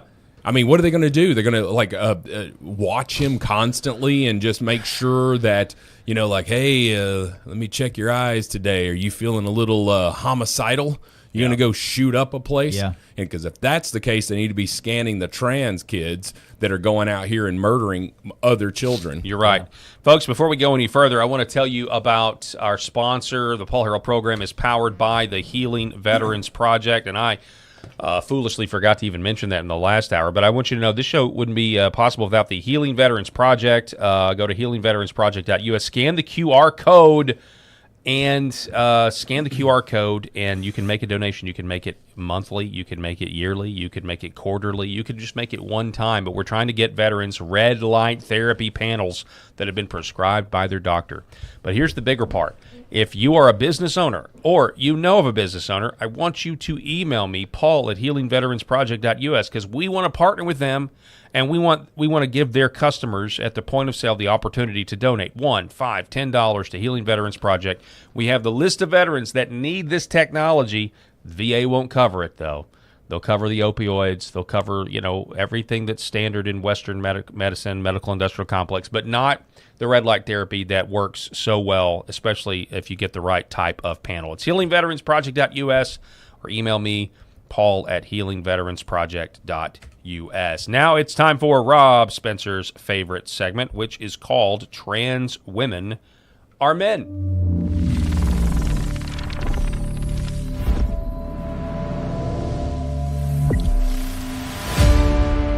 So obviously the low-hanging fruit here is the WNBA. The WNBA is still in the news after not being able to decide last week what a woman is. This is probably a pretty good meme here of Achilles being taken out by just mere kindergarten biology. It's not even the WNBA exclusively. I mean, we have a Supreme Court justice who refused to, during her confirmation hearings, describe what a woman is. This is true. Here's what I'm going to just say this. Biological men, biological women, we all know what the truth is. Ketanji Brown Jackson's sitting there. She knows what the truth is, but she can't say it. You can't say it. You can't speak out. And if you want to say that if we're a cult on the right, we speak out. Yeah. We've had disagreements. People have disagreed with Trump about things. We've disagreed with some of the actions. We disagree with the lack of accountability. I could go on and on. Okay? We have these healthy disagreements, but I'm still going to vote for Republicans most likely. I mean, I don't know if there's going to be an independent that would come, but I'll be danged if I vote for a Democrat. However, the Democrat Party will refuse. Like right now, you're seeing the DSAs. I'm not trying to sidetrack this, but it's all the same mentality. You're seeing these DSA candidates, and there are Democrats that are coming out and refusing to condemn this platform. They have officially put into the DNC's platform. That just happened over the weekend, I believe. You're right. They have officially put it in there that they want to abolish ICE. And so you're saying, okay, all the DSA candidates are saying all of this. A lot of you disagree. You're like, hey, we can't, man, look, maybe just some reforms here. But you can't do that. You can't go. You can't speak out because the Democratic Party will ostracize you. And right now, you got a bunch of biological people who are lying. They are absolutely lying through their teeth because they know what a woman is. They know what a man is. Sure. Okay? It's ridiculous. And, we're look no further than what we're seeing. Here's Clay Travis on Shannon Bream's show. Players, coaches, and owners have all said men identifying as women should be welcomed into the league, which Enes Kanter-Freedom and Royce White are calling out by declaring for the WNBA draft. Shannon, it's the WNBA, the Women's National Basketball Association. All they have to do is adopt the same standards as the Women's Tennis Association, the NCAA, the Olympics, and test one time to prove that it's all women. If it's not the WNBA, then it becomes a unisex league. Here's a fact for you from a pure economic perspective. The G League, which is the minor league of the NBA, the average player makes $45,000 a year. The average WNBA player makes $500,000 a year. There's a lot of people watching us right now that would raise their right hand, Shannon, and say, I identify as a man or a woman. If identifying as a different gender got you 10 times the salary, this is why the WNBA is in crisis. The fact that they can have a meeting with all their league leaders and they can't come up with a basic definition of a woman. Maybe we need to go back to Kindergarten Cop, Shannon, if people remember that Arnold Schwarzenegger. What a great preface. Little kindergartners could tell us what my dad's a gynecologist. Here's Hold coaches. up. Watch this. Did you pull that video that I sent? You got it pulled up there? But look at that. I mean, that's Clay Travis, and he said, he wants to file for an expansion team in Nashville, which is where Clay lives, and he wants to call put the Balls, the Nashville Balls, and he wants and he goes, the logo. The logo has two balls in the basket, and all he wants to have is trans women, which are biological males, as we know. Trans women on his team, like no biological women, don't need them. Just give me these 6'8" former NBA players, and we're going to go win every championship. I mean, listen, I don't think the WNBA should allow men in the league, but if they do, I will watch. I would watch to see the utter domination. Yeah, I mean, I would actually watch. I don't watch the NBA. I would watch. I would watch that with glee versus what we saw in the UFC, because that's a biological male beating up on women. Yeah, I don't like that. But in the WNBA, sure, bring it. I mean, that's what's hilarious is actually allowing men in the sport would make their ratings go up. Sure, yeah, which is hilarious. It would, really, and it would be. And that's just unfortunate because, like I said last week, the WNBA has a lot of positive momentum right now. It also has a lot of negative because of going back to they're willingly lying. Yeah. And this right here is playing into that. Ridiculous. Here is Jim Weed. So you sent me this. I actually haven't seen this. Let's. I am not a biologist. How can I be expected to define what a woman is? If you think you know how to tell the difference between a man and woman, please speak up. Boys have a penis, girls have a vagina.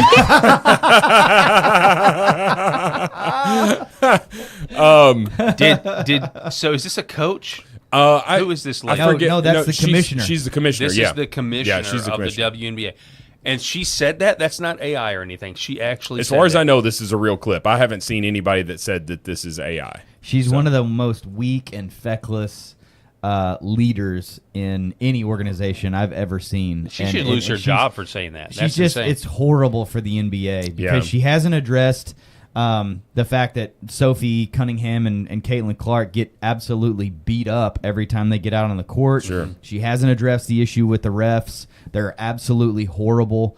They don't call anything. It's this is the WNBA eating their own. They're just destroying themselves. And part of it is that their commissioner is such an absolute moron. And something I think a report, I don't know if it's accurate, but that 75% of all WNBA players are lesbians, right? And so they come out. That doesn't matter to me other than to say that's who she's governing. Somebody that's more likely to have an ideology. Women that like other women.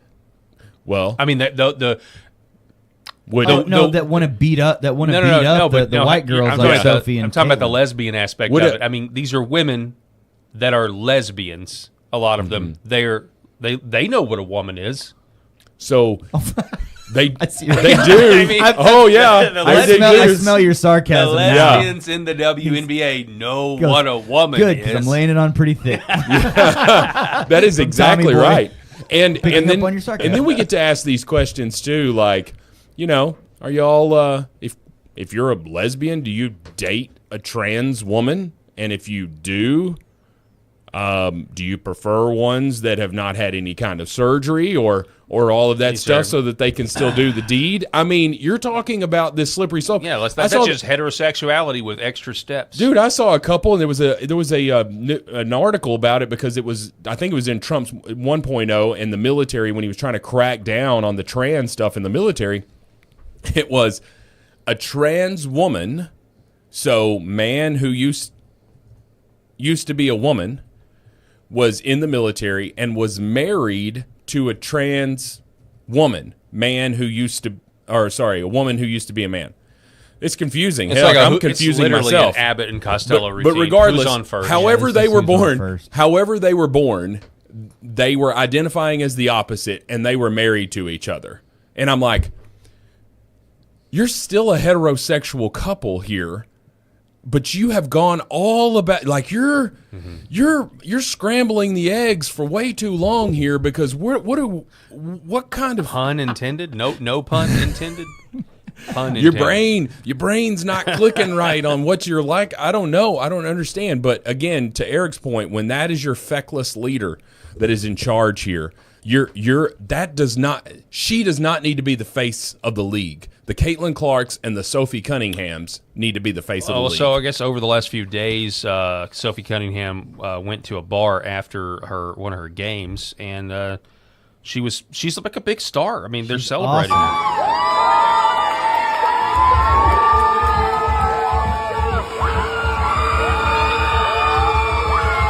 That girl is living her best life.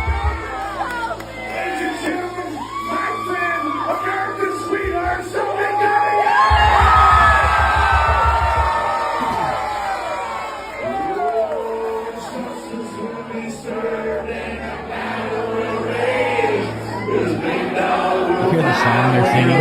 What is this? The Toby Keith song. Yeah. Oh, the red, white, and blue. Yeah. The red, white, and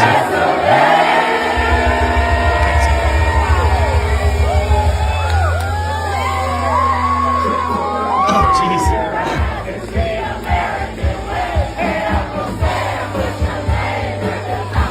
jeez. So that girl is having fun, man.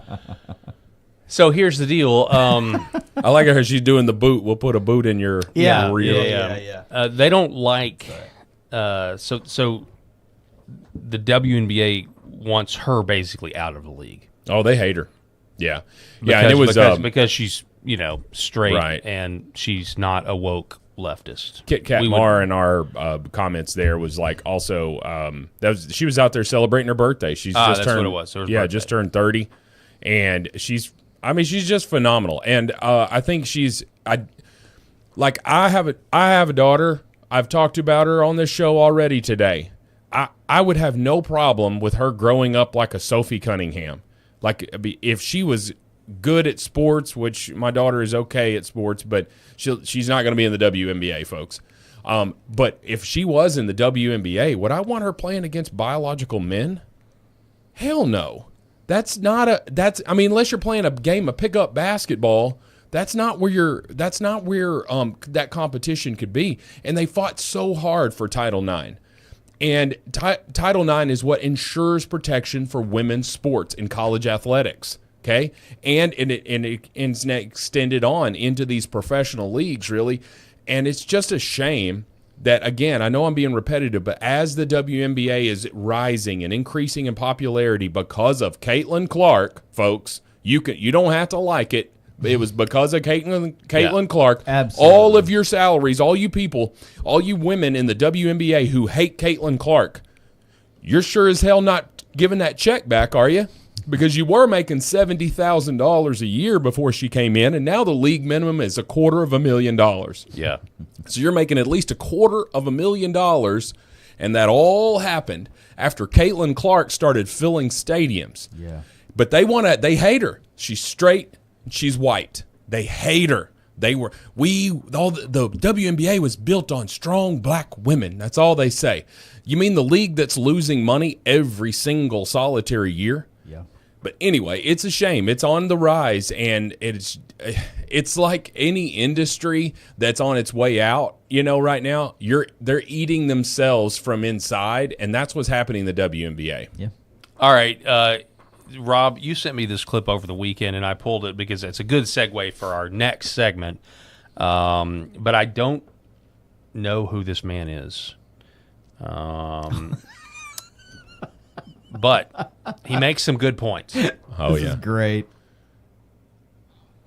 Shakeup has anti-Christian bigots, thugs, hoes, and rappers. They were part of slavery from 1800 to 1860. He's talking about the Democratic part of Party. the Confederacy from 1860 to 1865. The party of Jim Crow from 1865 to 1965. Now they're the party of transgenderism, abortion up to the 9th month, taking your guns away, illegal immigration, open borders, men in women's bathrooms, men in women's locker rooms, men in women's prisons, men in women's shelters, men in women's dorm rooms. They don't know the difference between men and women, right and wrong. They believe they can change the weather. They believe that they are God, and they don't believe that God exists. You can't think of anything that these ignorant jokers won't do. They got people grown up walking around talking about they're furries. A furry is a grown man that think he's an animal. Walk around in a cat costume eating cat litter and urinating in the corner.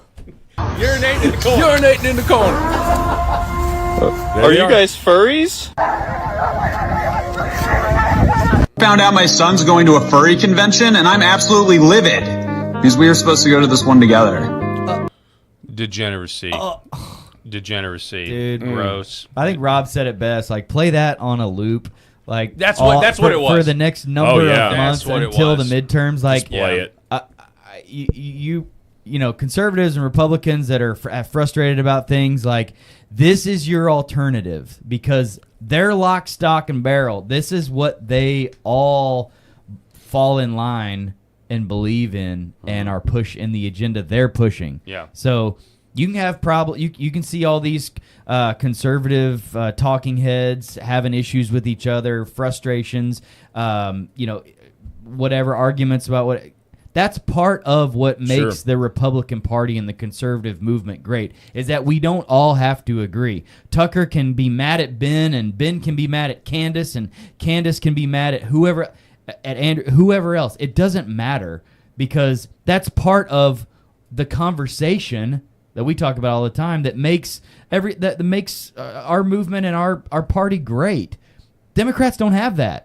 They're all right in line with each other for the most part on insanity. And everything that guy just brought up in that is not stereotypical. It is at the front of everything that they do in their movement now. And it's wild to watch. Yeah, and I would also just add that I think, when he hits on they want to be their own God, essentially. I mean, that's the spiritual reality here of what we're going on. To your point about the disagreements, it's exhausting, honestly. Sure. And I just think 30,000-foot view here. I don't want to live under these Democrat crazy people. Yeah. And I would like to see going forth some common sense actions being taken. But in order to do that, we have to shake the RNC out of their apathy. For example, in our state. And I said this the other day, but here's just a common sense example. Like Governor Sarah Huckabee Sanders, she says the difference is between normal and crazy. She's been saying this for a while now, and she's exactly right. Well, if that's and she's true, why haven't we closed our primaries here in Arkansas? Why are people against that in the establishment that shouldn't be? Why would we allow crazy, if the difference is between normal and crazy, why would we allow crazy people to participate in deciding who the Republican nominee goes? That goes for Arkansas, that goes for South Carolina, that goes for every state that has open primaries. There are these things that could happen that haven't happened, okay? 30,000-foot view, I don't want to live under Democrat rule. When we go to redistrict in South Carolina and that state senator says, well, I don't know. I mean, our country's best when we have a vibrant Democrat Party. Not in its modern iteration. No, the only coalition, the only place to debate these issues is within the Republican Party, because the other side is essentially a monolith. Amen to that. And we can, to your point, you can see that because they're fine with socialism, because they've always been socialists and we've always known that. So, well, Yeah, and if we can secure these elections, again, to what you're saying there, if we can secure these elections, and that's just one aspect of it, because let's be honest, what would be the percentage of people in an Arkansas election? We'll go with that. We're a 65-35 state, 60-40 on a bad cycle, so we're mostly Republican. Is someone voting in the Republican primary and then saying, oh, I don't like who won, I'm just going to vote for the Democrat? Because if you are a Republican and you're choosing between two Republicans, right, and I don't like this is true. If you don't like that Republican candidate, you're probably just going to sit out. You're not going to go cast your vote for a Democrat. Yeah. I think that's a mythical standard. Now, if there ever gets to be a huge independent movement, and we see all of that stuff, Ross Perot again, whatever, we'll cross that bridge. But I believe that sane people, we outnumber the crazies. I believe the sane people outnumber the crazies. Yeah. And someone pointed out earlier, just going back to our cat lady Kim 5150, I ordered a Sophie Cunningham T-shirt yesterday, and that's just like she is one of the. Like 80% of all jersey sales are Caitlin Clark or Sophie Cunningham right now in the WNBA. So there are sane people out there. Sophie Cunningham had a shoe release on Adidas. She's got a deal with Adidas, and they put it on there. And I went on there. I was thinking about buying some shoes for my daughter, and I didn't know how much they were or whatever. Sold out in 2 hours. Yeah. Sold out in 2 hours. The sane people outnumber the crazies. They do. We just have to continue to speak up, and then we've got to take avenues so that these crazy people can't cheat. That brings us to what will probably be our last segment of the day. It's time for Left Turn at Crazy. Left turn ahead.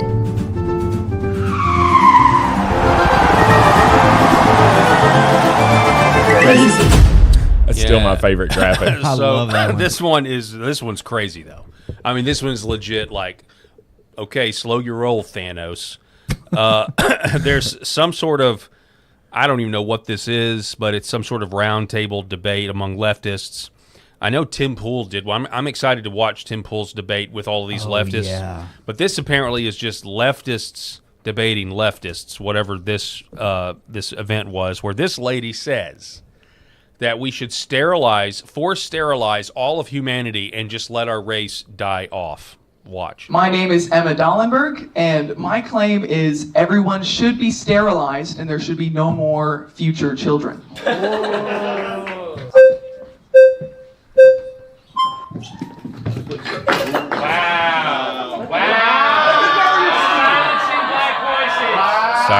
black voices.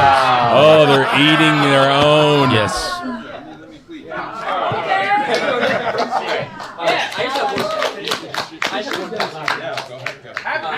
How do you think babies get made? Well, I'm saying, I think that there's a lot of ways to have babies, like adoption is one of them. They're already made by that point. Yeah, and so what I'm saying is that we need to adopt all the kids that currently exist and then just no more kids so that humanity can just end where it's at. You want to take this? Yeah. So what you said earlier just seems kind of like all lives matter-y, you know what I mean? Which part? Matter, what's going on? Wait, can you tell me which part was all lives matter? You're just saying, I feel like, no, not just marginalized people should have babies. No one. I think what I'm saying is no lives matter. You know, is that fine? Why are you asking me? I don't know. You brought it up. I'm confident. Be confident. Okay, I'm not confident right now. Okay, that's all right. I'll sit with that. The passive aggressive nonsense from how it's literally like they're so afraid of being called a racist themselves with the black guy in there, but fundamentally that is no lives matter. I mean, we are anti-humanity, anti-God. We should just kill the whole race. Yeah. Which isn't that kind of the goal of communism? Like, that's what ends up happening. It's just everybody dies. You heard him say to him in response, they're like, that sounds really all lives matter-y. Did you hear that voice from the background? That sounds really all lives matter. Yeah, she's like, I'm saying no lives matter. Can you imagine having a cup of coffee with a person like that who has that kind of view? Well, the black guy was like, wait a second. You're talking about marginalized people too? Like, in his world, it's like, no, just sterilize all the white people. Let the black people continue to reproduce. I mean, that's what's his argument. I'm fine if the left wants to get sterilized over there. I'm good with that, especially people that believe that their 3-year-olds are trans. If that's, then don't have babies, if you're going to do that to them. But all I'll say is this. I now feel dumber after watching that. Yes. And, I'm not the sharpest knife in the drawer. I'm not the dullest. But I'll say this. There's not a brain cell to be had in that group from what I saw. It's certainly not from the lady who said she wants all of humanity to end. Okay. Lady, you don't have to be here with us. You don't have to. But forced sterilization so that the human race ends, I've heard some ridiculous things before, but that one takes the cake. Here's something more ridiculous. This is the Michael Shermer show, and they're talking to an abortion doctor. And listen, so just to kind of reiterate how what a death cult the other side is, watch this. To you from other states now? You're in Colorado. Yeah. I've had patients coming to me from all over the country since I opened my practice. Oh. And that's been especially true since I developed the techniques and instruments and procedures for doing the later abortions, which are much more difficult and take a lot more expertise and experience. Do you ever get any women in their second half of the second trimester or in the third trimester that say they have no medical problems, they just don't want the baby, they change their mind? Would you do it? Well, of course, if the woman doesn't want to be pregnant, there's no justification for forcing her to continue the pregnancy. Okay. Has that happened? That happens all the time. Of course. I mean, she has potentially fatal illness condition that can kill her. No, I mean, if she has no medical problems. The medical problem is that she's pregnant. Oh, my. There's There's his rationalization for that's barbarism. That's the slippery slope that this guy's already gone down. He's at the bottom of the hill. He's fine with it, because that slope it was so slippery. Pregnancy is a disease that must be cut out of your body. He develops instruments like this guy has taken the time to develop instruments to better accomplish this barbaric, evil murder. This is what the left is trying to tell us, especially what we just saw in Massachusetts last week, that this is not happening. That's what they're saying. No, it's never because the person changes their mind. It's only because if it's medically necessary, there's a diagnosis, the baby is terminal, something like that. Or you could just listen to an abortion doctor saying, yes, I am doing this. The medical problem is that she's pregnant and doesn't want to be pregnant. That's not a medical problem, folks. Right. That's not a medical problem, because if you're talking late term or, second and third trimester, just go get the baby delivered.